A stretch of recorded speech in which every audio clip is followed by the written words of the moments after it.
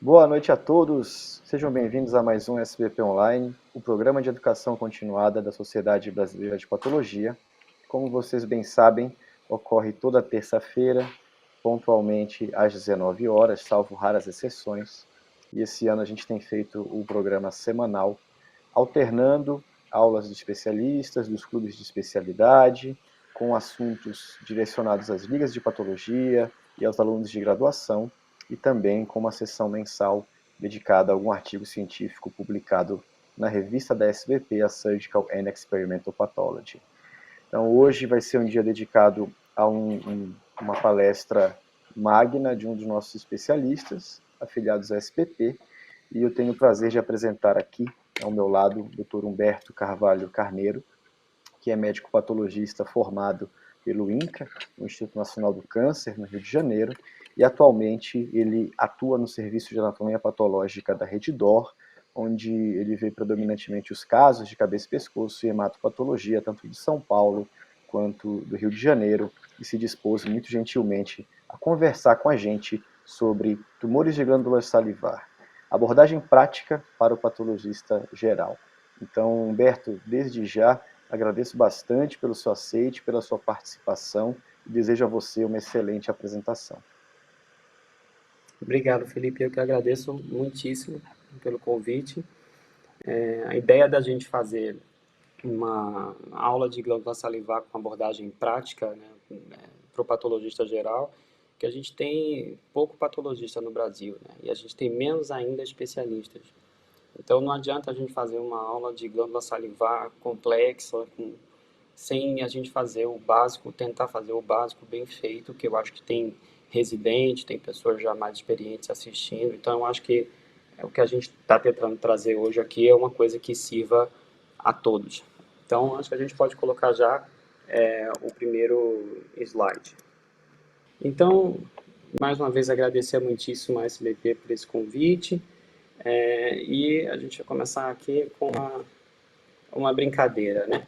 Esse bonequinho aqui que eu achei, ele é uma homenagem a todos os meus colegas que odeiam tumor de glândula salivar, que quando um tumor de glândula salivar aparece no departamento, sai correndo, devolve a bandeja lá na pilha, inventa uma desculpa. Então hoje a gente vai, como objetivo principal, fazer com que até o fim dessa aula esse tema se torne mais palatável e todo mundo consiga abordar pelo menos as situações mais comuns. Então eu não tenho nenhum conflito de interesse relacionado a essa apresentação.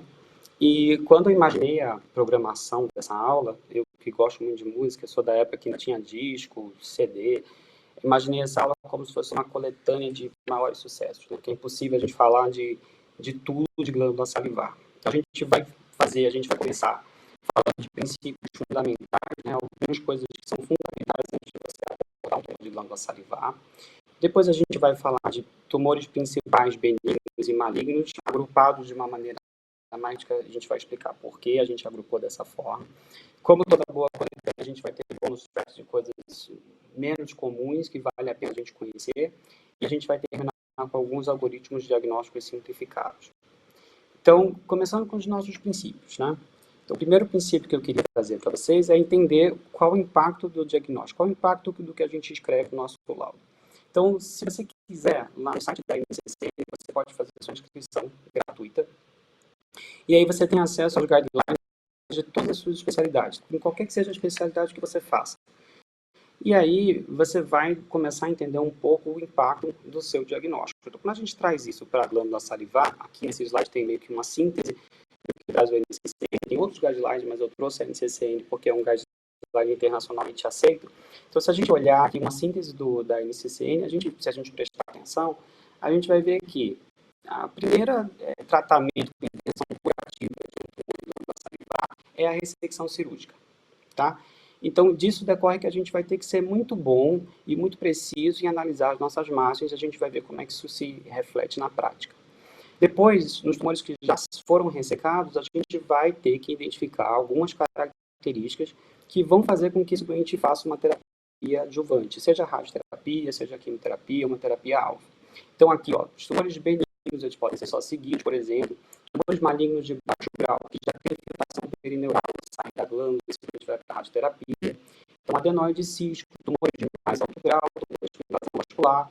Então, a gente vê que tudo que se faz com o doente de glândula salivar depende de um laudo bem feito, um laudo bem elaborado com todo o detalhamento necessário.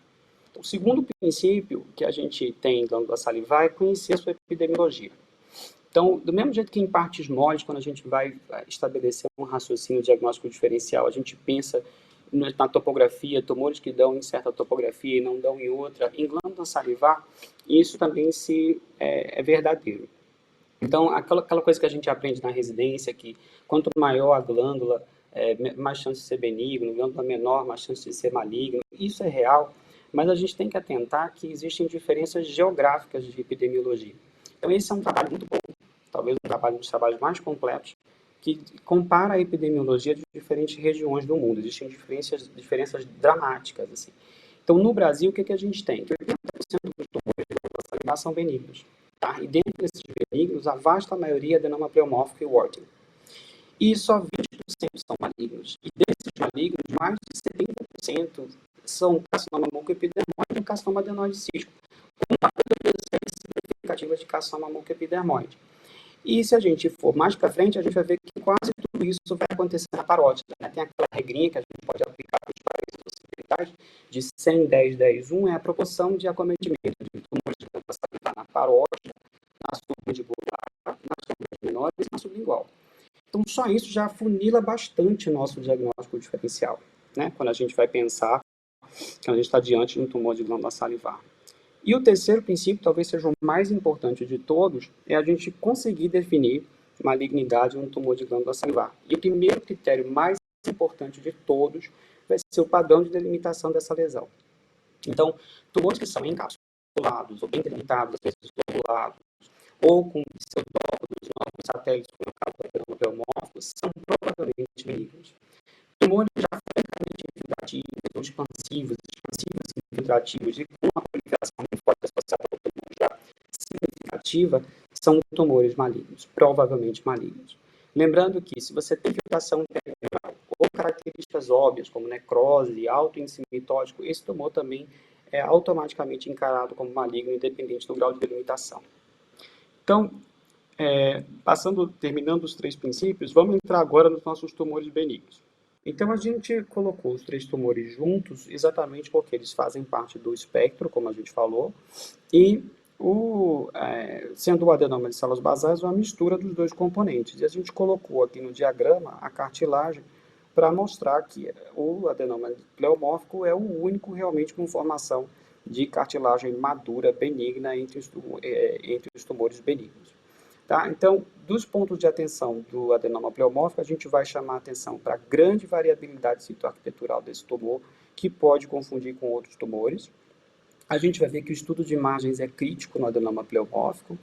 No mioepitelioma, a gente vai ver que existe também uma grande variabilidade de padrões, mas aí muito mais entre um tumor e outro, e não dentro do mesmo tumor, e a gente vai ver que a imunistoquímica vai ser importante para confirmar esse diagnóstico.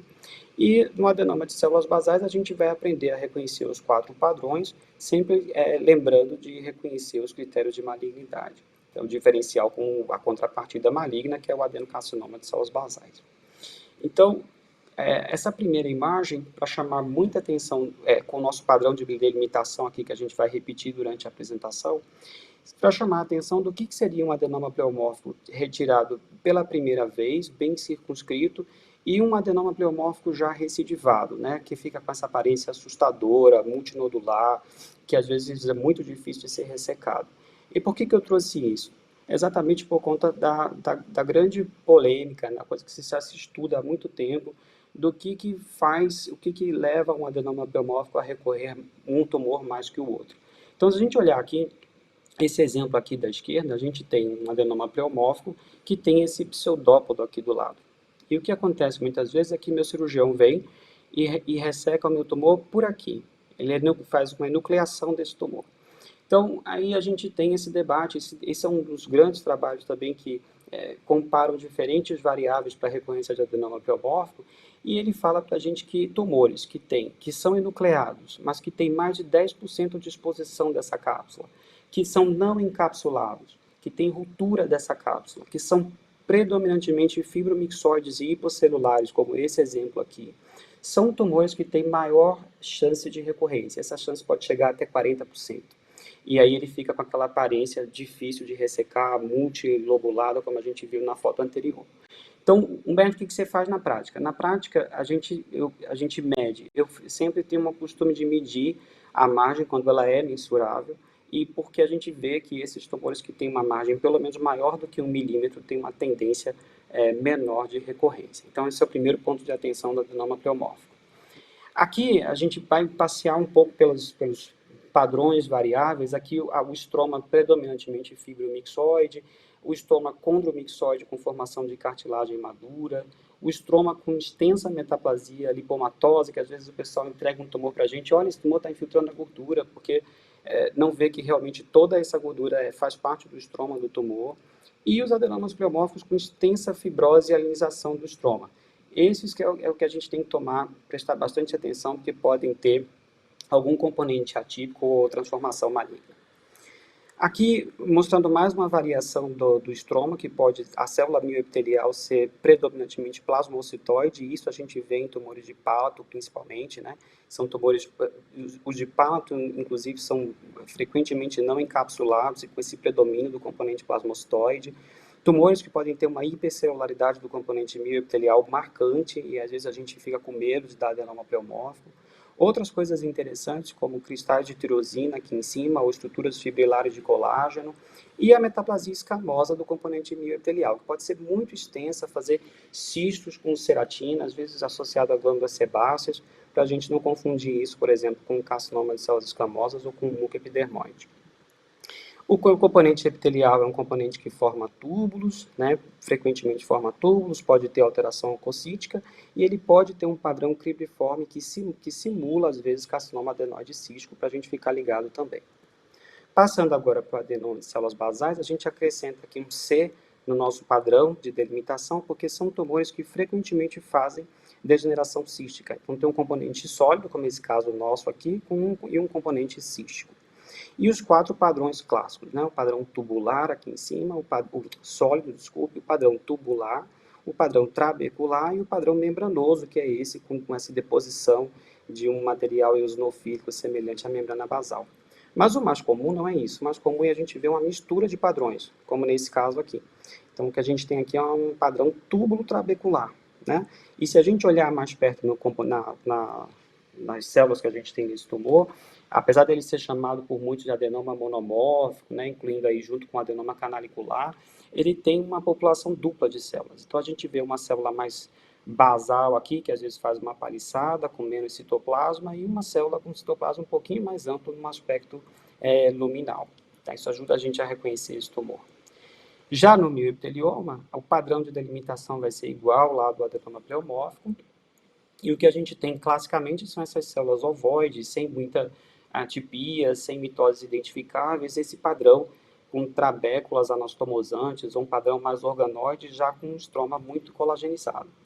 Existem exemplos que podem ser totalmente fusocelulares, e exemplos como esses é de bom tom que você faça a sua imunistoquímica. Não existe um painel específico, mas pelo menos 2 marcadores bioepiteliais para você ver que realmente toda essa população marca difusamente para os marcadores mioepiteliais. Então, passando agora para tumor de Warthin e as lesões com componente linfóide, né, o Warthin é um tumor muito antigo, já descrito no final do século XIX, e que foi Warthin que chamou a primeira vez de cistadenoma papilar linfomatoso, né? Mas o que eu queria chamar a atenção do tumor de Warthin é que, pelo fato dele ser frequentemente bilateral e multifocal, esse padrão de delimitação que é descrito como bem circunscrito, às vezes fica meio confuso, né? E outra coisa importante é que, dependendo da quantidade de cada componente, do componente linfóide ou do componente oncocítico, ou se esse tumor foi extensamente degenerado ou metaplásico, você pode se complicar nesse diagnóstico diferencial. Então, aqui mostrando o padrão clássico, o padrão cístico-papilar clássico, que a gente tem uma dupla camada de células, que a gente sabe até por imunistoquímica que essa célula é muito semelhante à célula do ducto estriado, né, com uma célula mais basal e uma célula mais luminal, ductal no aspecto luminal do tumor. E esse é um padrão que todo mundo conhece, é fácil. Mas quando o tumor fica assim, degenerado, com muita metaplasia escamosa, às vezes com necrose, você pode ter uma dificuldade de diferenciar ele, por exemplo, de muco epidermoide. E existem casos raros de transformação de tumor de Wharton. Então, uma dificuldade que pode acontecer. Outro diagnóstico diferencial que eu fiz questão de trazer com o Wharton é o do cisto linfoepitelial. E um dos motivos é porque a gente tirar essa mística, né, essa imagem de que cisto linfoepitelial é sinal de igual à infecção por HIV. Isso não é verdade. Então, o cisto linfoepitelial, na sua forma mais clássica, né, mais comum, ele é mais unilateral, ele é quase sempre uma doença da parótida, embora a gente tenha aí séries brasileiras com de cistos linfoepiteliais só de cavidade oral, né? E ele tem algumas diferenças morfológicas para a gente separar ele de Wharton. Primeiro, essa faixa de fibrose muito densa e fácil de ver, que separa o tumor do resto da glândula. Depois, essa superfície ondulada, corrugada que você tem na lesão, que é diferente daquele padrão cístico papilar. E os folículos linfóides com centros germinativos polarizados, bem evidentes. O epitélio também é diferente, ele pode ter metaplasia oncocítica e confundir com Wharton, mas normalmente é um epitélio variável, pode ser um epitélio escamoso ceratinizante ou não ceratinizante, cuboide, colunar pseudoestratificado ciliado, como aqui embaixo, então é um epitélio extremamente variável. E também ter cuidado com o diagnóstico diferencial do cisto linfoepitelial com as metástases císticas para a região cervical, e alguns autores aí usam GLUT1 para fazer essa diferenciação. A gente pode até discutir isso no final. Já que eu falei de HIV, então fiz questão também de trazer até para quem não conhece, a doença de glândula salivar relacionada a HIV. Então, também é uma doença de parótida, mas agora é uma doença sempre com lesões múltiplas e bilaterais.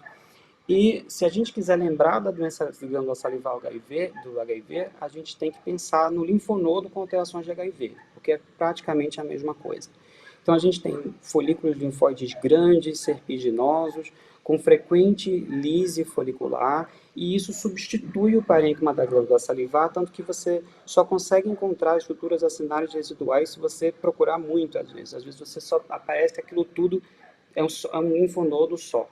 Tá? Outros achados que a gente pode ter são essas células gigantes multinucleadas, que são bem características, que ficam próximas dessas ilhas linfoepiteliais.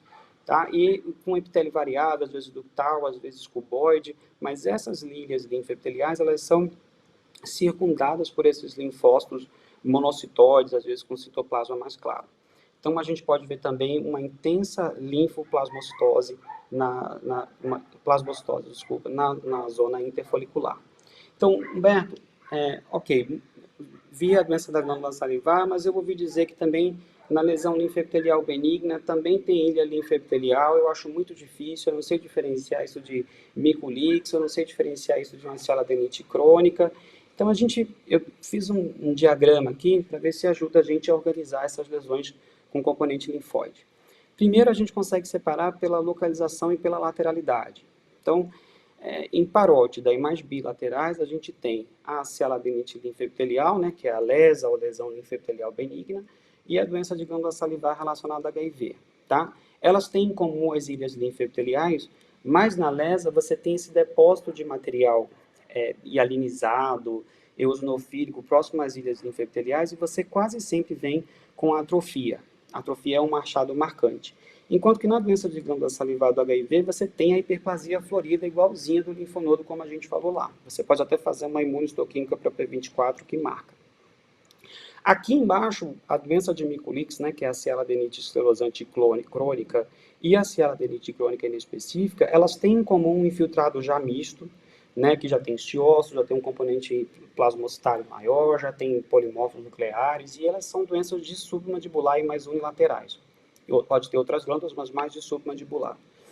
Na Quilomyculix você pode ver outros achados de doença de GG4, então a fibrose estoriforme, flebite, e a imunohistoquímica vai ajudar você a fechar esse diagnóstico. Na cialadenite crônica você tem um mix dos achados dessas outras três entidades, mas você tem uma agressão direta ao ducto. E você tem quase sempre uma história de litíase associada com muita fibrose misturada com atrofia num padrão mais errático da glândula. Então é até mais fácil de reconhecer.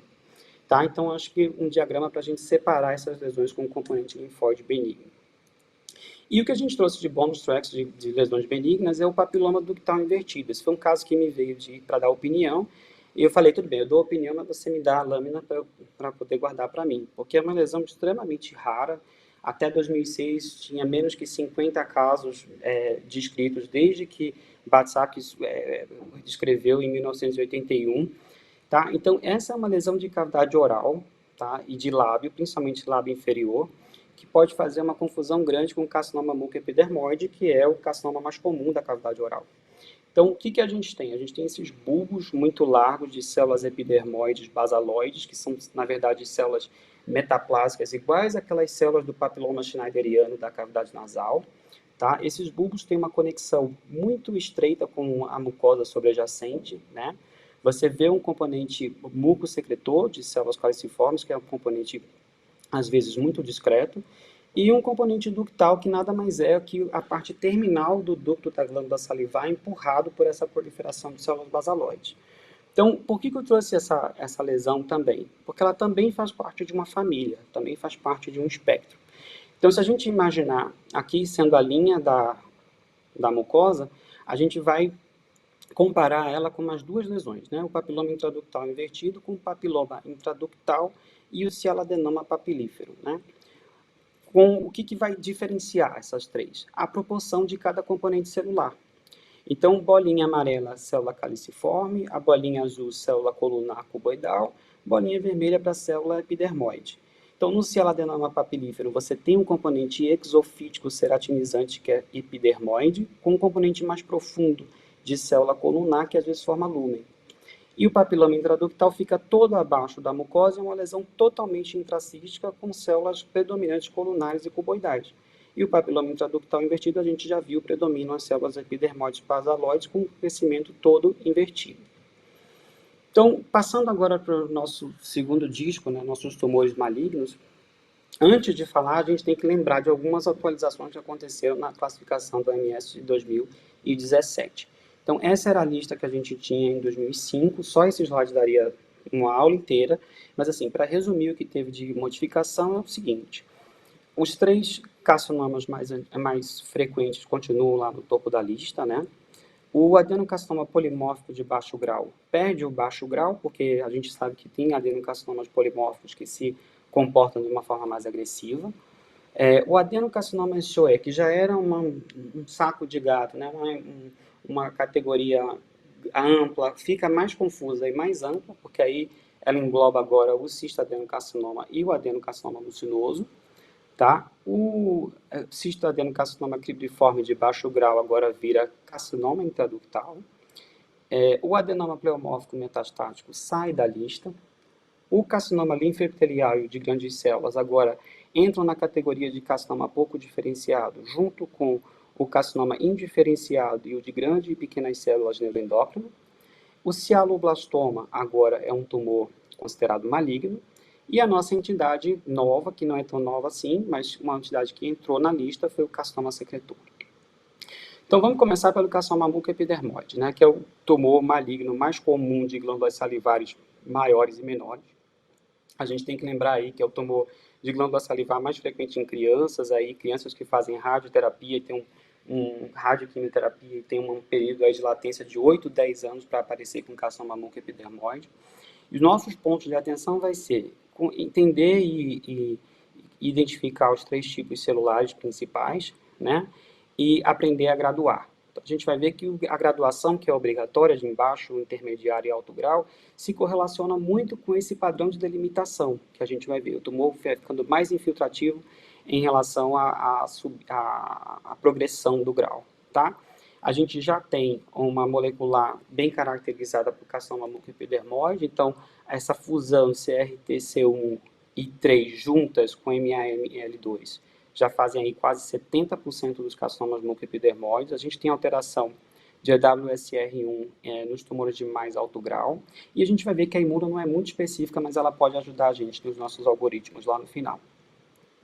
Então, aqui os nossos 3 tipos celulares, a gente tem as células escamoides, né, que são essas células com citoplasma mais amplo, mais oncocítico, núcleo redondo, nucleolo puntiforme.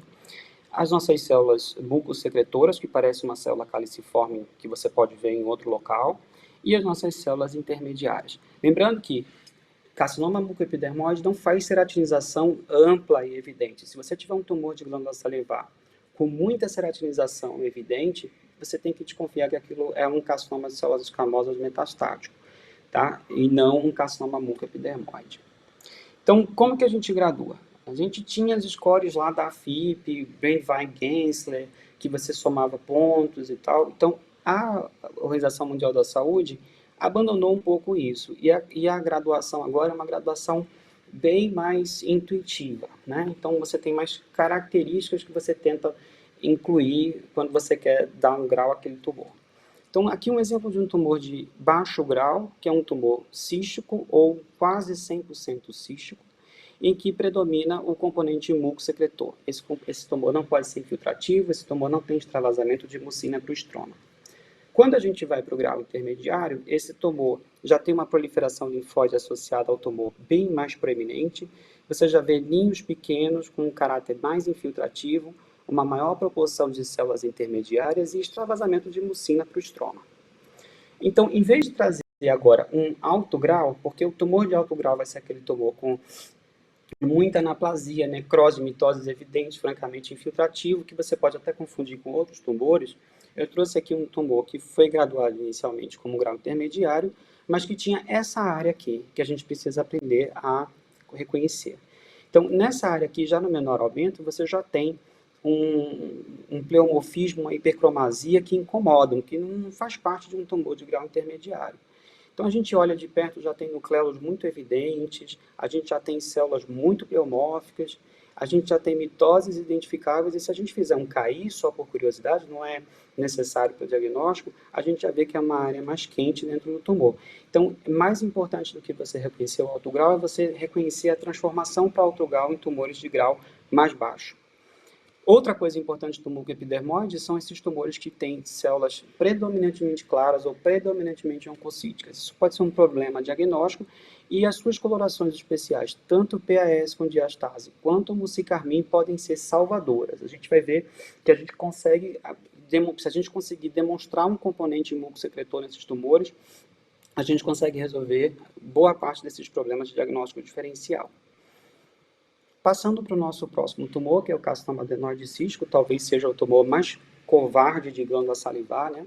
Ele também tem aí uma incidência semelhante de parótida com glândulas menores, 30 a 40% de glândulas menores, cavidade oral, rinofaringe, também pode acometer laringe.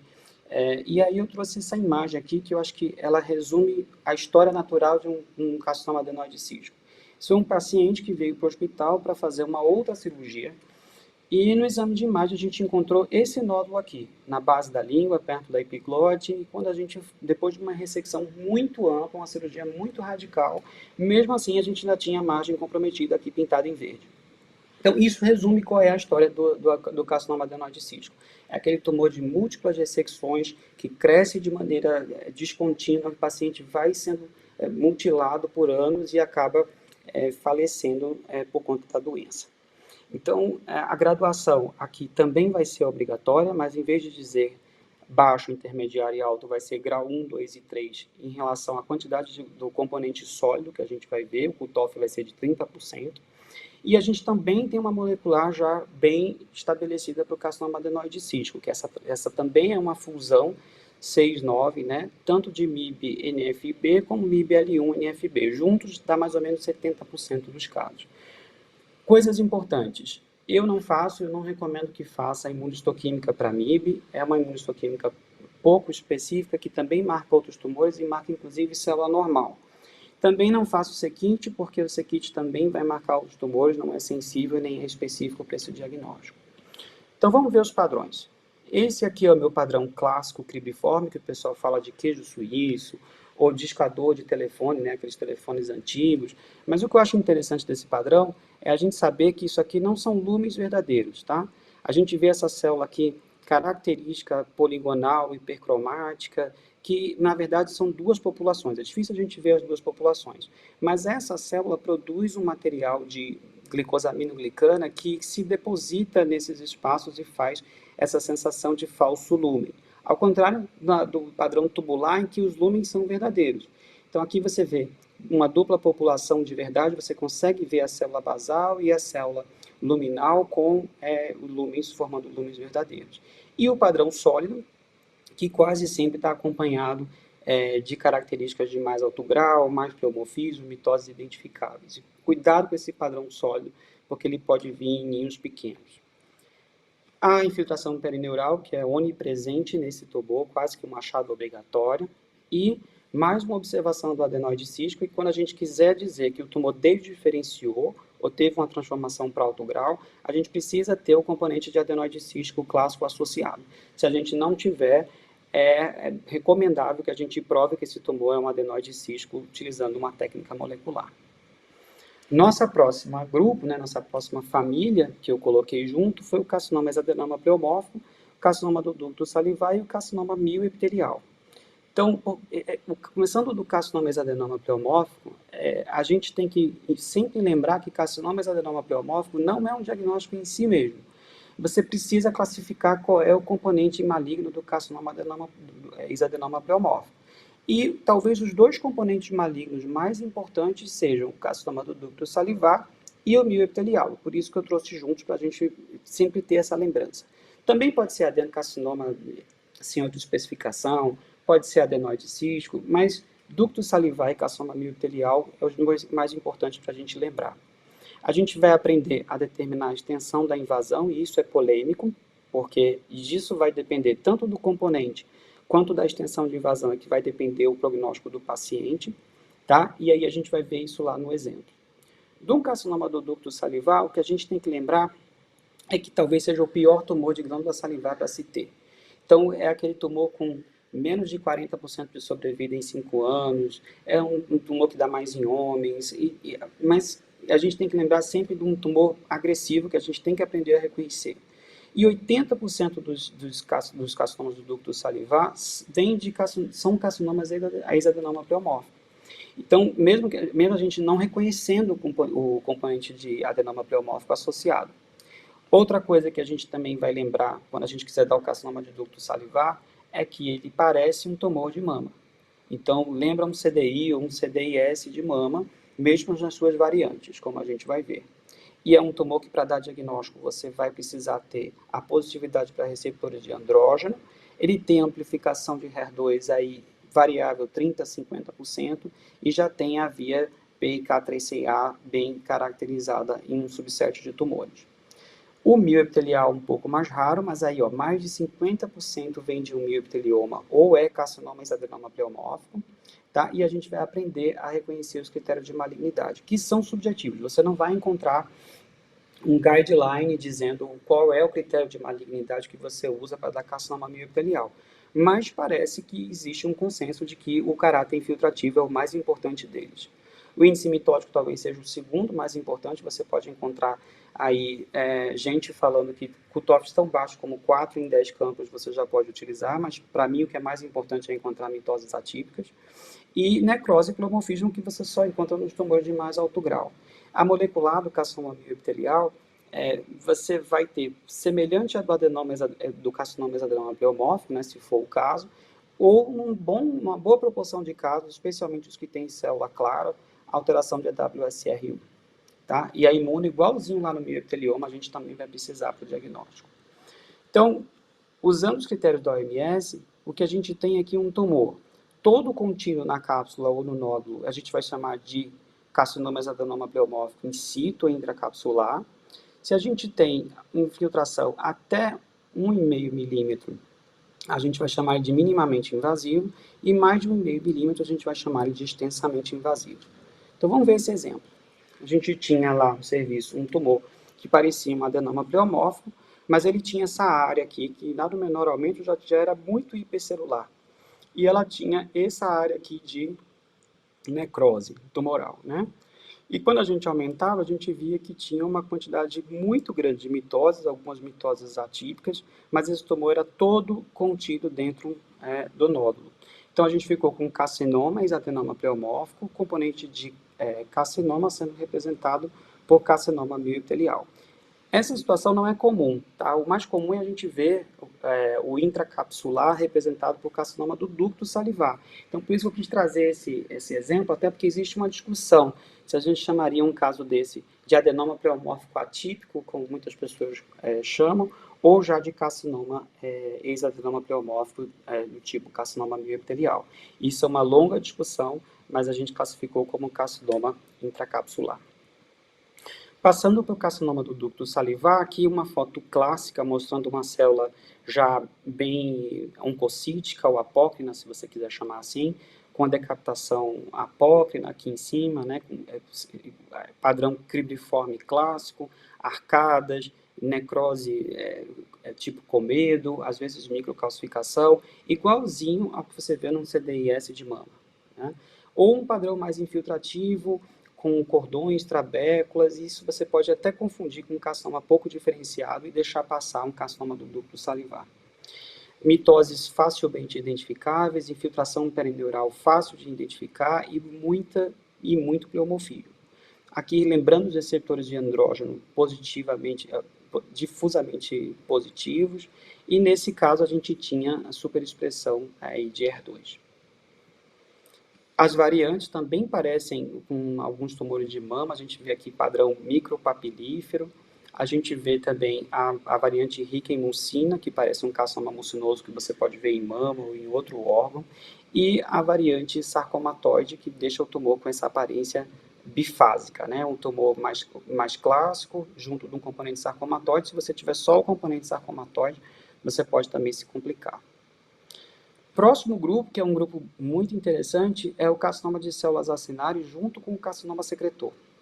Então, por que a gente trouxe junto, né? Porque esse talvez seja o mais fácil de você errar, de você confundir. Porque são tumores que têm características citoarquiteturais muito parecidas, ambos têm padrão sólido, microcístico, folicular, ambos têm células muito grandes, com muito citoplasma eosinofílico, às vezes vacuolado ou claro. Então, quais são as diferenças para a gente conseguir diferenciar? Primeiro que carcinoma de células acinárias, ele dá quase sempre, se não quase 100% em parótida, tá?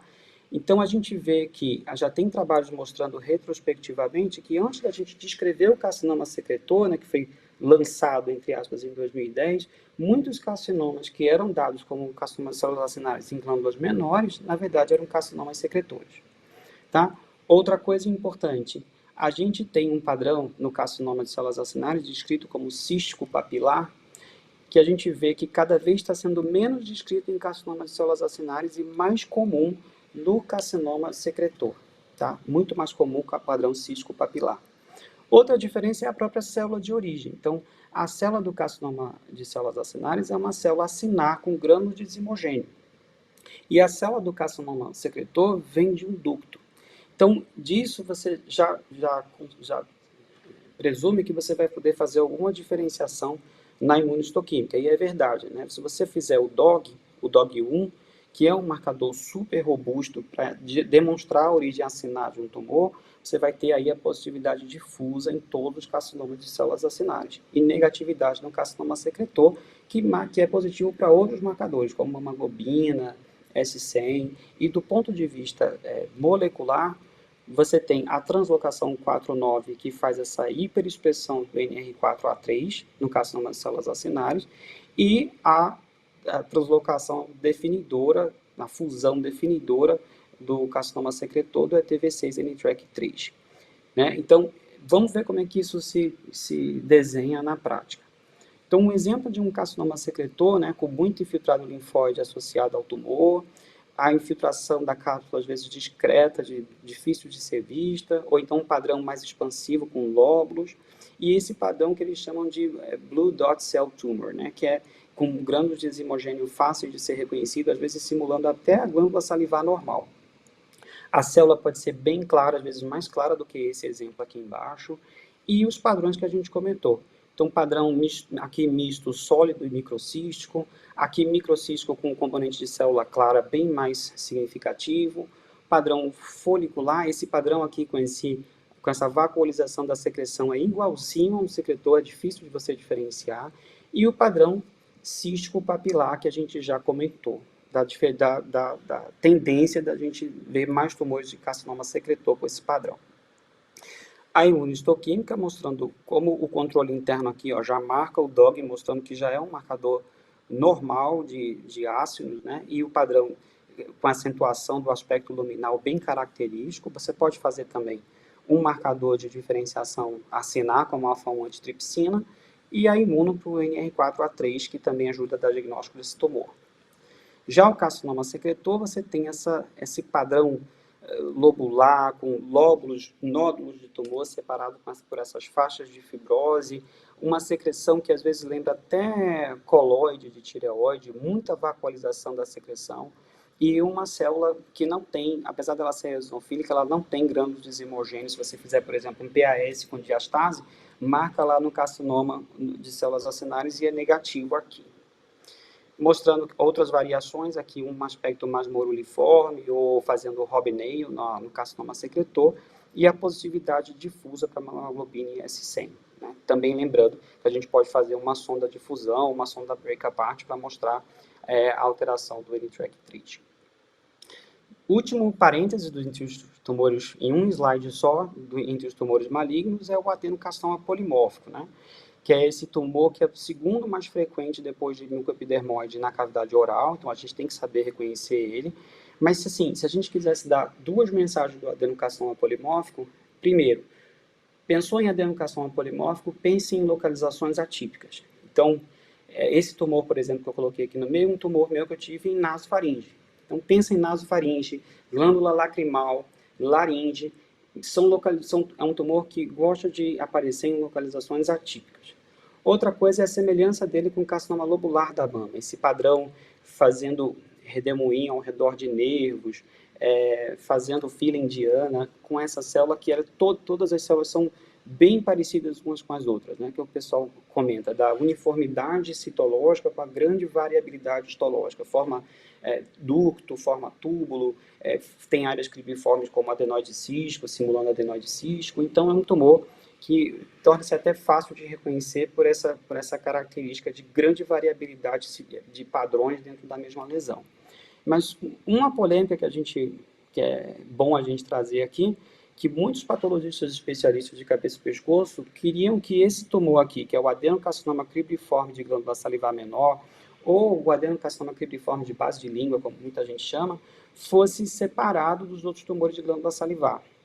Porque ele tem esse padrão mais papilífero, moruliforme, a célula dele às vezes lembra uma célula de carcinoma papilífero da tireoide, ele dá mais metástases para linfonodo, mas ele tem o mesmo perfil genético dos outros adenocarcinomas polimórficos, então a última edição da OMS optou por deixar ele junto da categoria mais ampla de adenocarcinoma polimórfico.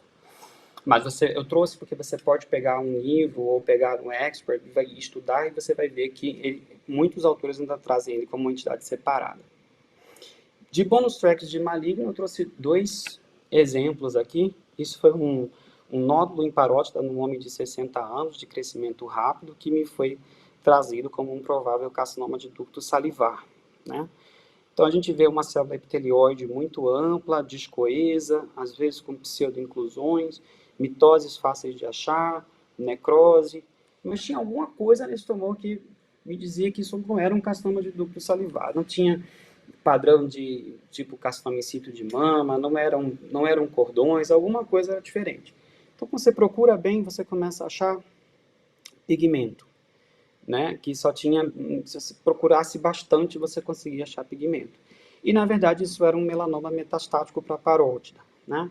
E eu trouxe para a gente lembrar que melanoma maligno é a segunda metástase mais frequente para a glândula salivar depois do carcinoma de células escamosas, e sempre lançar mão de alguma técnica ou de imunistoquímica se você vê um tumor epitelioide que não se parece com um tumor de glândula salivar que você já conhece, tá?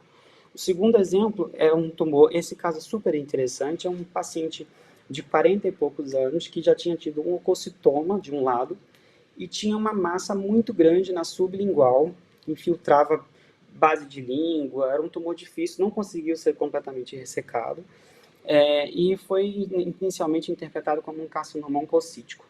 Então, se a gente olhar, a gente vê aqui células muito grandes, muito amplas, bitrinucleadas com... Aqui, ó, essa célula tem 6, 7 núcleos, uma vacuolização que às vezes dá esse aspecto de teia de aranha, né, na célula. E células com estrias, né? Eles descrevem essas estrias como semelhantes a impressões digital. Então, na verdade, isso era um rabdomioma extracardíaco do adulto. Eu trouxe porque é uma lesão rara, mas que vai ser a cabeça e o pescoço vai ser o segundo local mais comum do rabdomioma extracardíaco do tipo do adulto, né?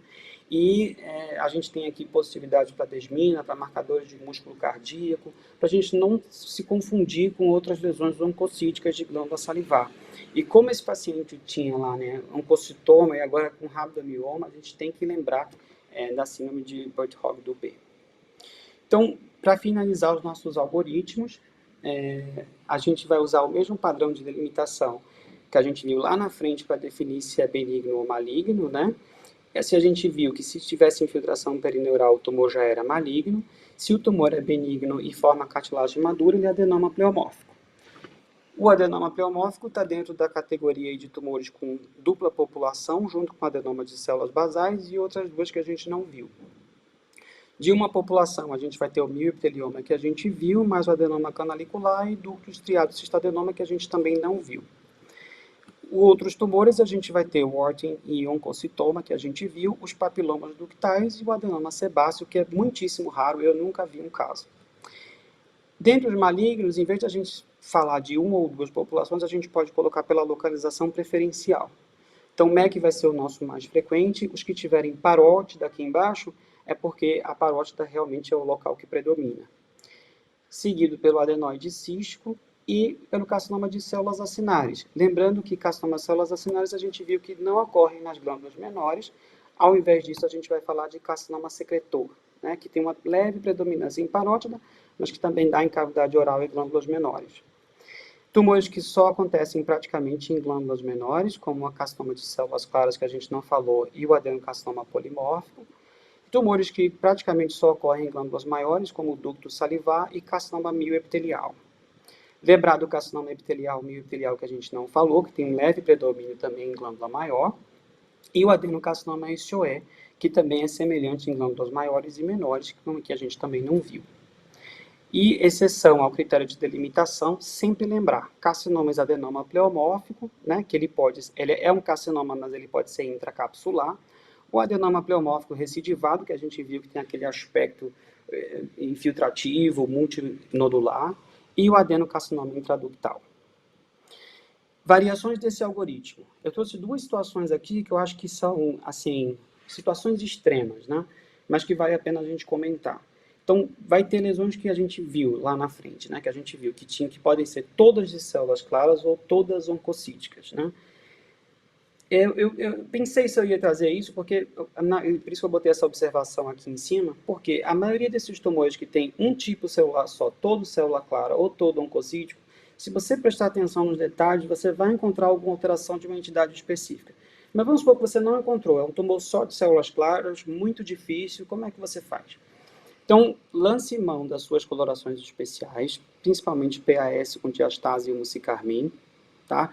E o seu painel imunohistoquímico, que não precisa ser um painel muito longo, tá? E no último caso, você vai usar uma técnica molecular para dar diagnóstico. Então, você tendo um tumor que é PAS com diastase positivo e mucicarmin positivo, com a certeza que você está diante de um carcinoma mucoepidermoide. Se ele é só PAS com diastase positivo, você pode fazer algum marcador acinar, e aí, se ele for positivo, você está diante de um carcinoma de células acinárias. Mas, Humberto, não resolvi. Então, vamos para frente. A gente pode também agrupar esse diferencial pela localização preferencial, tá? E por um painel imunohistoquímico que pode fazer CK7 e outros marcadores epiteliais, como CK5/6, por exemplo, e um pool de marcadores mioepiteliais. Então, vamos lá. Se você tem dois grupos, né? Um grupo de CK7 negativo ou fracamente positivo e um grande grupo de CK7 positivo. Então, nesse grupo de CK7 fracamente positivo ou negativo, se os seus marcadores mioepiteliais forem positivos e difusos, isso é um carcinoma mioepitelial. Se você tem CK7 negativo você tem a obrigação de descartar a possibilidade de metástase de carcinoma de células renais. Então, o Pax8 pode resolver. Humberto, mas eu estou aqui no meu grupo CK7 positivo. Tá bom.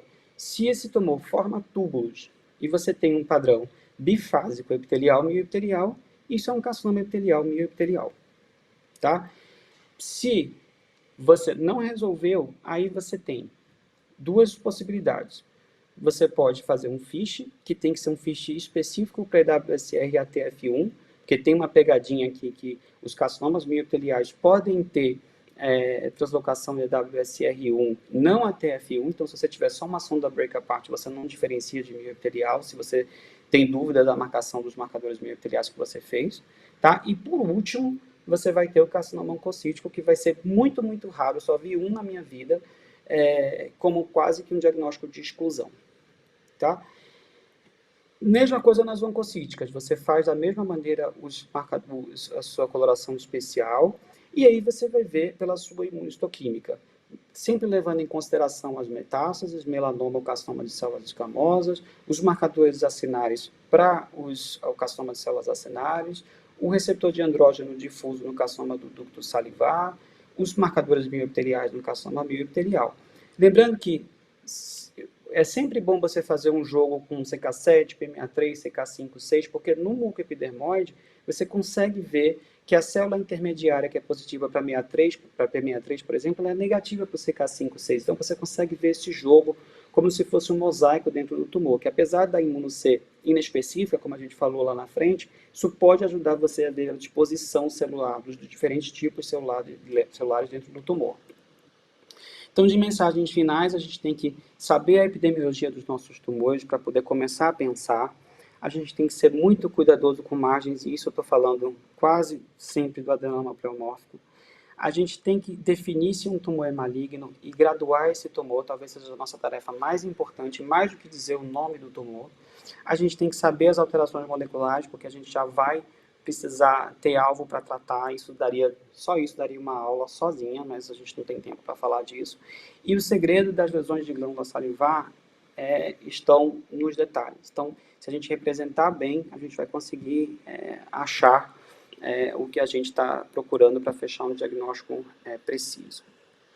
Acho que foi das melhores aulas de tumor de glândula salivar que eu vi nos últimos tempos. Parabéns aí pela revisão e mais uma vez obrigado por toda a dedicação que você teve aí no preparo dessa aula. Bom, agora, pessoal, a gente tem um tempinho e pode começar aqui, por favor, mandem perguntas, comentários aqui através do nosso chat, que eu vou ler ao vivo aqui as perguntas para o nosso palestrante.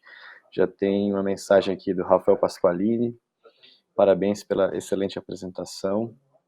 E quem mais fica à disposição? Laura Lopes, um abraço, Laura, para você também, falou aula excelente.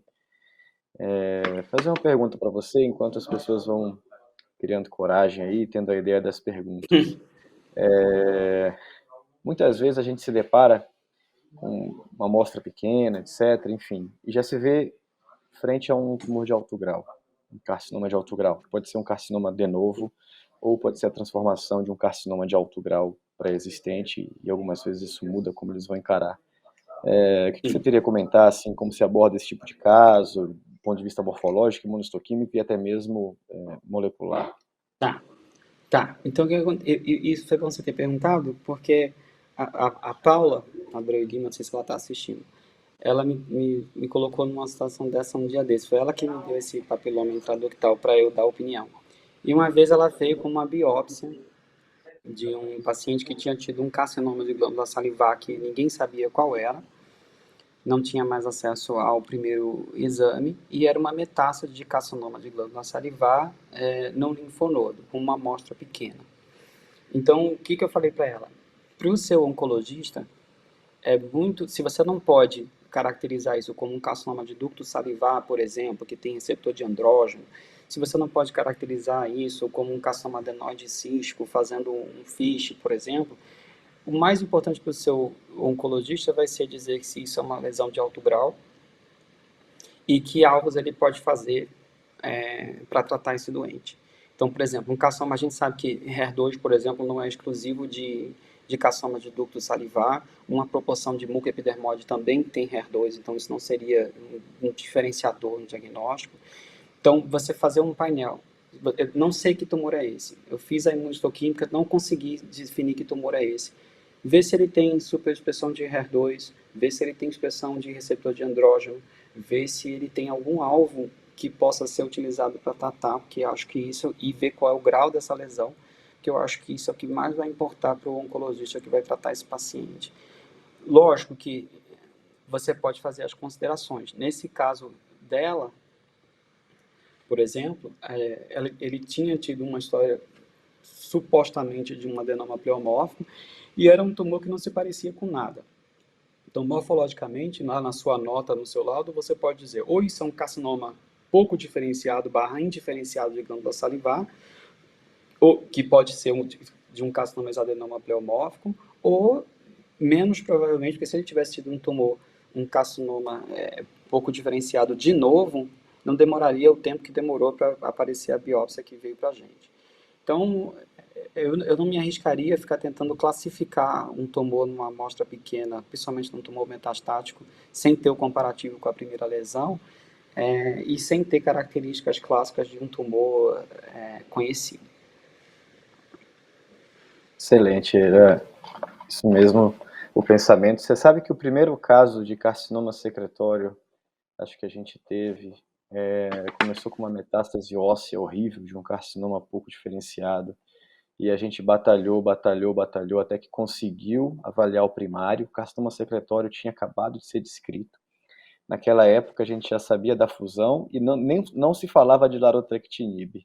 E aí a gente fez o FISH para ETV6, que a gente já usava infantil, e era positivo, e foi o primeiro caso que a gente conseguiu diagnosticar carcinoma secretório já com transformação de alto grau, né? Então, assim, só para reforçar também, ainda mais nesse, como você falou bem, a gente tem biomarcadores que são preditivos de resposta à terapia, receptor de andrógeno, Sim. hiperexpressão de HER2 e também as fusões de NTRK, principalmente se for um secretório de origem, né? Que a gente só vai saber se tiver o primário E é bom você ou ter se fizer falado molecular. isso. Sim, e é bom você ter falado isso, porque se você for ler sobre carcinoma secretor, ele sempre coloca como um carcinoma indolente, baixo grau, de bom prognóstico, mas eu já vi mais de uma história, e a sua agora, de carcinoma secretor com um comportamento mais agressivo. Então, e são tumores que nem sempre são bem delimitados, já são mais infiltrativos, então, assim, cuidado com o carcinoma secretor. E acho que a gente diagnosticou pouco, assim, se a gente for parar para revisar tudo que tem de carcinoma de células acinárias ou outros carcinomas, a gente vai achar muito mais carcinoma secretor do que a gente imagina. Então, eu acho que é uma entidade que precisa ser desenvolvida.